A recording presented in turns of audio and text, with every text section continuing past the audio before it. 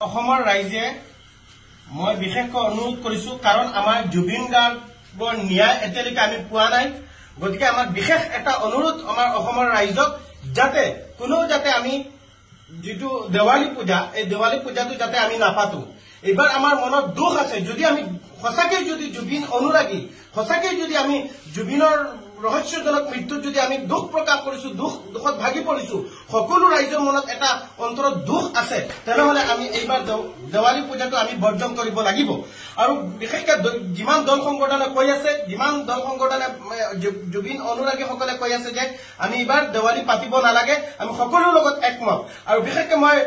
আমাৰ অসমৰ মাননীয় মুখ্যমন্ত্ৰী ডাঙৰীয়াক মই স্পষ্টকৈ কৈছো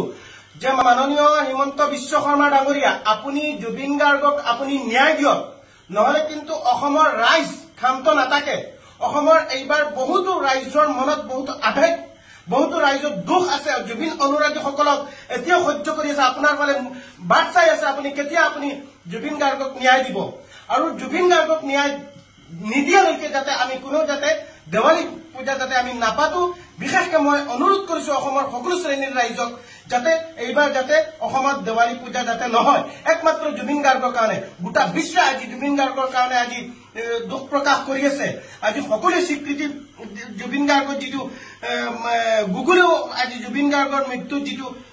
সিংগাপুৰৰ টাইপ আজি স্বীকৃতি প্ৰদান কৰিছে তেতিয়াহলে আমি কিয় অসমৰ ৰাইজে এটা অসমীয়াৰ কাৰণে আমি কিয় নোৱাৰিম আজি দীপাৱলী আমি বন্ধ কৰিব লাগিব এইবাৰ কাৰণে আমি জুবিন গাৰ্গৰ কাৰণে আমি দেৱালী বন্ধ কৰিব লাগিব